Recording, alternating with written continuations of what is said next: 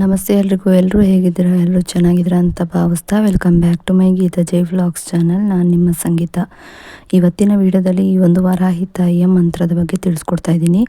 ಈ ಒಂದು ಮಂತ್ರವನ್ನು ಪಠಿಸೋದ್ರಿಂದ ನಮಗೆ ಧೈರ್ಯ ಅನ್ನೋದು ಹೆಚ್ಚಾಗ್ತಾ ಹೋಗುತ್ತೆ. ಹಾಗೆ ಯಾವುದೇ ಒಂದು ಕೆಲಸ ಕಾರ್ಯಗಳು ಅರ್ಧದಲ್ಲೇ ನಿಂತು ಹೋಗಿದ್ರೆ ಅಥವಾ ಏನಾದರೂ ಒಂದು ಶುಭ ಕಾರ್ಯಗಳನ್ನು ಮಾಡುವಾಗ ಮಧ್ಯೆ ಮಧ್ಯೆ ಅಡೆತಡೆಗಳು ಬರ್ತಾ ಇದ್ದರೆ ಆ ಒಂದು ಸಂದರ್ಭಗಳಲ್ಲಿ ಈ ಒಂದು ಮಂತ್ರವನ್ನು ಹೇಳ್ಕೊಳ್ಳೋದ್ರಿಂದ ಕೂಡ ತುಂಬಾ ನಮಗೆ ಫಲಗಳು ಸಿಗುತ್ತೆ ಅಂತಲೇ ಹೇಳ್ಬೋದು. ಹಾಗೆ ಆ ಒಂದು ಅಡೆತಡೆಗಳು ದೂರ ಆಗಿ ನಮಗೆ ಏನನ್ನು ಒಂದು ಕೆಲಸ ಮಾಡೋಕ್ಕೆ ಹೊರಟಿರ್ತೀವಿ ಅದರಲ್ಲಿ ಯಶಸ್ಸು ಅನ್ನೋದನ್ನು ಪಡ್ಕೊಬೋದಾಗಿರುತ್ತೆ.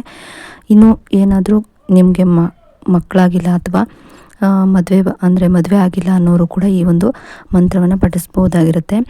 ಈ ಒಂದು ಮಂತ್ರಕ್ಕೆ ಇರುವಂಥ ನಿಯಮ ಏನು, ಹಾಗೆ ಈ ಒಂದು ಮಂತ್ರವನ್ನು ನಾವು ಎಷ್ಟು ಬಾರಿ ಯಾವ ಸಮಯದಲ್ಲಿ ಹೇಗೆ ಪಠಿಸ್ಬೇಕು ಅನ್ನೋದನ್ನು ಎಲ್ಲವನ್ನು ಕೂಡ ಈ ಒಂದು ವಿಡಿಯೋ ಮೂಲಕ ನಾನು ನಿಮಗೆ ಸಂಪೂರ್ಣವಾಗಿ ತಿಳಿಸ್ಕೊಡ್ತಾ ಇದ್ದೀನಿ. ವಿಡಿಯೋವನ್ನು ಎಲ್ಲೂ ಕೂಡ ಸ್ಕಿಪ್ ಮಾಡದೆ ನೋಡೋದ್ರಿಂದ ಇದರ ಬಗ್ಗೆ ಸಂಪೂರ್ಣವಾದ ಮಾಹಿತಿಯನ್ನು ನೀವು ಪಡ್ಕೋಬಹುದಾಗಿರುತ್ತೆ.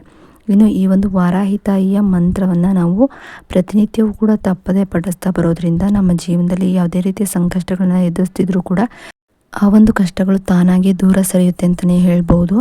ಹಾಗೆ ಈ ಒಂದು ವಾರಾಹಿ ತಾಯಿಯನ್ನು ನಾವು ಪಠಿಸೋದಕ್ಕೆ ಯಾವ ವಾರದಲ್ಲಿ ಶುರು ಮಾಡಬೇಕು, ಮಂತ್ರಗಳನ್ನು ಪಠಿಸೋದಾಗಲಿ ಅಥವಾ ವ್ರತ ಪೂಜೆಗಳನ್ನು ಶುರು ಮಾಡೋದಕ್ಕಾಗಲಿ ಯಾವ ವಾರದಿಂದ ಶುರು ಮಾಡಬೇಕು ಅನ್ನೋದಾದರೆ ಮಂಗಳವಾರ, ಶುಕ್ರವಾರ ಅಥವಾ ಗುರುವಾರದ ದಿನಗಳಲ್ಲಿ ಕೂಡ ನೀವು ಈ ಒಂದು ವಾರಾಹಿ ತಾಯಿಯ ಆರಾಧನೆಯನ್ನು ಅಥವಾ ವಾರಾಹಿ ತಾಯಿಯ ಮಂತ್ರಗಳನ್ನು ಪಠಿಸೋದಾಗಲಿ ವ್ರತವನ್ನು ಮಾಡೋದಾಗಲಿ ಮಾಡ್ಬೋದಾಗಿರುತ್ತೆ, ಶುರು ಮಾಡ್ಬೋದಾಗಿರುತ್ತೆ.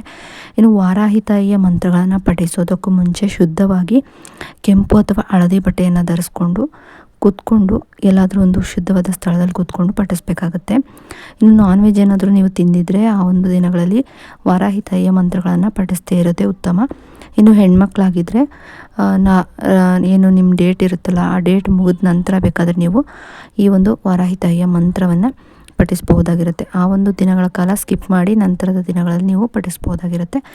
ನಾನ್ ವೆಜ್ ಏನು ತಿಂದಿಲ್ಲ ಅಂದರೆ ನಾರ್ಮಲಾಗಿ ನೀವು ಕೈಕಾಲು ಮುಖ ತೊಳ್ಕೊಂಡು ದೇವ್ರ ಮನೆ ಅಥವಾ ಹೊರಗಡೆ ಎಲ್ಲರೂ ಪರಿಸರದ ಮಧ್ಯೆ ಕೂತ್ಕೊಂಡು ನೀವು ಪಠಿಸ್ಬೋದಾಗಿರುತ್ತೆ. ಇನ್ನು ಸಂಜೆ ಗೋಧೂಳಿ ಲಗ್ನದ ನಂತರ ಅಂದರೆ ಸಂಜೆ 6 ಗಂಟೆ ನಂತರ ಬೇಕಾದರೂ ನೀವು ದೇವ್ರ ಮನೆಯಲ್ಲಿ ದೇವ್ರ ದೀಪ ಹಚ್ಚಿದಾಗ ಬೇಕಾದರೂ ಈ ಒಂದು ಮಂತ್ರಗಳನ್ನು ಪಠಿಸ್ಬೋದಾಗಿರುತ್ತೆ. ಅಥವಾ ನಮ್ಗೆ ಆಗೋದಿಲ್ಲ ಅನ್ನೋರು ನೀವು ಬೆಳಗ್ಗೆ ಬ್ರಾಹ್ಮಿ ಮುಹೂರ್ತದಲ್ಲಿ ಬೇಗ ಕೆಲಸಕ್ಕೆ ಹೋಗ್ತೀನಿ ಅನ್ನೋರು ಕೂಡ ಬ್ರಾಹ್ಮಿ ಮುಹೂರ್ತದಲ್ಲೇ ಮಾಡ್ಬೋದಾಗಿರುತ್ತೆ. ಬ್ರಾಹ್ಮಿ ಮುಹೂರ್ತ 3:20ರಿಂದ 6 ಗಂಟೆ ಒಳಗಿರುತ್ತೆ. ನೀವು ಆ ಒಂದು ಸಮಯದಲ್ಲಿ ಯಾವ ಸಮಯದಲ್ಲಾದರೂ ಕೂಡ ನೀವು ಪಠಿಸ್ಬೋದಾಗಿರುತ್ತೆ. ಇಲ್ಲ ನಮಗೆ ಇದು ಯಾವ ಸಮಯದಲ್ಲೂ ಪಠಿಸೋದಕ್ಕಾಗೋದಿಲ್ಲ ಅನ್ನೋರು ಟ್ರಾವೆಲ್ ಮಾಡ್ತಾ ಇದ್ದೀವಿ ಅನ್ನೋರು ಕೂಡ ನೀವು ಟ್ರಾವೆಲ್ ಮಾಡ್ತಾನೂ ಕೂಡ ಕಣ್ಣು ಮುಚ್ಚಿ ಧ್ಯಾನ ಮಾಡಿ ನಂತರ ಈ ಒಂದು ಮಂತ್ರವನ್ನು ಪಠಿಸ್ಬೋದಾಗಿರುತ್ತೆ. ಕಣ್ಮುಚ್ಚಿ ಧ್ಯಾನ ಮಾಡಿ ಈ ಮಂತ್ರಗಳನ್ನು ಪಠಿಸ್ತಾ ಬರೋದರಿಂದ ನಮಗೆ ಪಾಸಿಟಿವ್ ಎನರ್ಜಿ ಅನ್ನೋದು ಹೆಚ್ಚಾಗ್ತಾ ಹೋಗುತ್ತೆ. ಆಗ ನಾವು ಏನೇ ಒಂದು ಮಂತ್ರಗಳನ್ನು ಪಠನೆ ಮಾಡೋದಾಗಲಿ ಅಥವಾ ಏನೇ ಒಂದು ಮಾಡಿದ್ರೂ ಕೂಡ ನಮಗೆ ಸಿದ್ಧಿಸುತ್ತೆ. ಇನ್ನು ಆ ಮಂತ್ರ ಬಂದು ಹೀಗಿರುತ್ತೆ: ಓಂ ಶ್ರೀಂ ಐಂ ಗ್ಲೌಂ ನರ್ಪವಿ ನಮೋ ನಮಃ. ಓಂ ಶ್ರೀಂ ಐಂ ಗ್ಲೌಂ ನರ್ಪವಿ ನಮೋ ನಮಃ. ಓಂ ಶ್ರೀಂ ಐಂ ಗ್ಲೌಂ ನರ್ಪವಿ ನಮೋ ನಮಃ.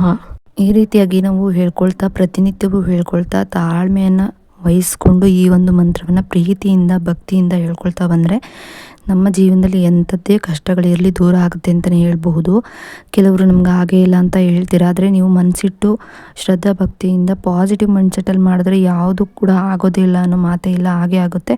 ಯಾಕಂದರೆ ನಾನು ಕೂಡ ಮಾಡಿ ನೋಡಿದ್ದೀನಿ, ಹಾಗಾಗಿ ನಿಮಗೆ ಮಾಡಿ ನೋಡಿದ ಮೇಲೆ ನಿಮಗೆ ಹೇಳ್ತಾ ಇರೋದು. ಹಾಗಾಗಿ ನೀವು ಕೂಡ ಪಾಸಿಟಿವ್ ಆಗಿ ಮೈಂಡಲ್ಲಿ ನೀವು ಪಾಸಿಟಿವ್ ಆಗಿ ಇಟ್ಕೊಂಡು ಪಾಸಿಟಿವ್ ಆಗಿ ಫೀಲ್ ಮಾಡಿಕೊಂಡು ಪಾಸಿಟಿವ್ ಆಗಿ ಖುಷಿಯಾಗಿ ನೀವು ಈ ಒಂದು ಏನು ಮಂತ್ರಗಳನ್ನ ಹೇಳ್ಕೊಳ್ಳೋದಾಗಲಿ ಅಥವಾ ಪಾಸಿಟಿವ್ ಆಗಿ ಹೇಳ್ಕೊಬೇಕು. ನೀವು ಏನೇ ಒಂದು ಕೆಲಸ ಮಾಡಬೇಕಾದ್ರೂ ಅಯ್ಯೋ ನನ್ನ ಕೈಲಿ ಆಗೋದಿಲ್ಲ, ಇದಾಗುತ್ತಾ ಇಲ್ವಾ ಅನ್ನೋದು ಡೌಟ್ ಇಟ್ಕೊಂಡು ಮಾಡಿದ್ರೆ ಯಾವುದು ಕೂಡ ಆಗೋದಿಲ್ಲ. ಇದು ಆಲ್ರೆಡಿ ಆಗಿದೆ, ನನಗೆ ಸಿಕ್ಕಿದೆ ಅನ್ನೋ ರೀತಿಯಲ್ಲಿ ನೀವು ಮಾಡಿ ಯಾಕೆ ಆಗೋದಿಲ್ಲ, ಹಾಗೆ ಆಗುತ್ತೆ, 100% ಹಾಗೆ ಆಗುತ್ತೆ. ನೀವು ಅಂದ್ಕೊಂಡಿದ್ದನ್ನು ನೀವು ಪಡ್ಕೊತೀರ. ಹಾಗೆ ಈ ಒಂದು ಮಂತ್ರ ಹೇಳ್ಕೊಳ್ತಾ ನೀವು ಪ್ರತಿನಿತ್ಯವೂ ಕೂಡ ದೇವಿಯ ಆರಾಧನೆ ಮಾಡ್ತಾ ಬನ್ನಿ. ದೇವಿಯ ಅನುಗ್ರಹ ಕೂಡ ನಿಮ್ಗೆ ಆಗುತ್ತೆ ಅಂತ ಹೇಳ್ತಾ ಡೈಲಿ ಮಿಸ್ ಮಾಡದೆ ಒಂದು 15 ನಿಮಿಷನಾದರೂ ಮೆಡಿಟೇಷನ್ನ ಮಾಡಿ. ಇಲ್ಲಾಂದರೆ ನಿಮ್ಮ ವಯಸ್ಸು ಎಷ್ಟಿರುತ್ತೆ, ನಿಮ್ಗೆ ಈಗ 25 ಆದರೆ 25 ನಿಮಿಷ ಅಥವಾ 30 ಆದರೆ 30 ನಿಮಿಷ ಈ ರೀತಿಯಾಗಿ ನೀವು ಮೆಡಿಟೇಷನ್ನ ಮಾಡಿಕೊಂಡು ನಂತರ ಪಾಸಿಟಿವ್ ಆಗಿ ನೀವು ಹೇಳಿಕೊಂಡು ನಂತರ ಈ ಮಂತ್ರಗಳನ್ನು ಹೇಳ್ಕೊಳ್ತಾ ಬರೋದ್ರಿಂದ ನೀವೇನು ಅಂದ್ಕೊಂಡಿರ್ತೀರ ಅದನ್ನು ನೀವು ಸಾಧಿಸೋದಕ್ಕೆ ಅನುಗ್ರಹವನ್ನು ಕೂಡ ಆಗುತ್ತೆ ಅಂತಲೇ ಹೇಳ್ಬೋದು. ಯಾಕಂದರೆ ಇದೇ ರಿಯಾಲಿಟಿ. ಈಗ ನೀವು ಈ ರೀತಿಯಾಗಿ ಬೇಡ್ಕೊಂಡ್ರೆ ಯೂನಿವರ್ಸ್ ಕೂಡ ನಿಮಗೆ ನೀವು ಕೇಳಿದ್ದನ್ನು ನಿಮಗೆ ಕೊಡ್ತಾರೆ. ಹಾಗಾಗಿ ನೀವೇನು ಅಂದ್ಕೊತಿರೋ ಮನಸ್ಸಲ್ಲಿ ಅದೇ ನಡೆಯೋದು. ನೀವೇನಾದರೂ ನೆಗೆಟಿವ್ ಆಗಿ ಅಂದ್ಕೊಂಡ್ರೆ ನೆಗೆಟಿವ್ ಆಗಿ ನಡೆಯುತ್ತೆ. ಆಗೋದಿಲ್ಲ ಅಂದರೆ ಆಗೋದಿಲ್ಲ, ಆಗುತ್ತೆ ಅಂದರೆ ಆಗುತ್ತೆ. ಹೀಗೆ ನಿಮಗೆ ಅದು ನಿಮ್ಮ ಕೈಯಲ್ಲೇ ಇರೋದು, ನಿಮ್ಮ ಮೈಂಡಲ್ಲೇ ಇರೋದು. ಹಾಗಾಗಿ ನೀವು ಜೊತೆಗೆ ದೇವರ ಅನುಗ್ರಹ ಕೊಡಬೇಕಲ್ವ. ಹಾಗಾಗಿ ಈ ಒಂದು ಮಂತ್ರ ಜೊತೆಗೆ ನೀವು ಈ ರೀತಿಯಾಗಿ ಬೇಡ್ಕೊಳ್ಳಿ. ಈ ಒಂದು ವಿಡಿಯೋ ಏನಾದರೂ ನಿಮಗೆ ಇಷ್ಟ ಆಯಿತು ಅಂದರೆ ಲೈಕ್ ಮಾಡಿ, ಶೇರ್ ಮಾಡಿ, ಕಮೆಂಟ್ ಕೂಡ ಮಾಡಿ. ಇನ್ನಷ್ಟು ಇಂತಹ ಮಾಹಿತಿಗಳನ್ನು ನೀವೇನಾದರೂ ತಿಳ್ಕೊಬೇಕು ಅನ್ನೋದಾದರೆ ನನ್ನ ಗೀತಾಜಿ ವ್ಲಾಗ್ಸ್ ಚಾನಲ್ನ ಸಬ್ಸ್ಕ್ರೈಬ್ ಮಾಡ್ಕೊಂಡು ವಿಡಿಯೋ ನೋಡಿ. ಸಬ್ಸ್ಕ್ರೈಬ್ ಪಕ್ಕ ಬೆಲ್ ಐಕನ್ ಬಟನ್ ಇರುತ್ತೆ, ಅಲ್ಲಿ ಆಲ್ ಆಪ್ಷನ್ ಮೇಲೆ ಕ್ಲಿಕ್ ಮಾಡಿದ್ರೆ ನಾನು ಯಾವುದೇ ರೀತಿ ವಿಡಿಯೋ ಮಾಡಿ ಅಪ್ಲೋಡ್ ಮಾಡಿದ್ರೂ ಕೂಡ ನಿಮಗೆ ನೋಟಿಫಿಕೇಷನ್ ಮೂಲಕ ಮೊದಲು ಬಂದು ತಲುಪುತ್ತೆ. ಆಗ ನೀವು ನನ್ನ ವಿಡಿಯೋನ ಮಿಸ್ ಮಾಡದೆ ನೋಡ್ಬೋದಾಗಿರುತ್ತೆ. ವ್ಲಾಗು ಕೂಡ ಸಪೋರ್ಟ್ ಮಾಡಿ ಅಂತ ಕೇಳ್ಕೊಳ್ತಾ ವಿಡಿಯೋ ನೋಡಿದ್ದಕ್ಕಾಗಿ ಥ್ಯಾಂಕ್ ಯು ಫಾರ್ ವಾಚಿಂಗ್.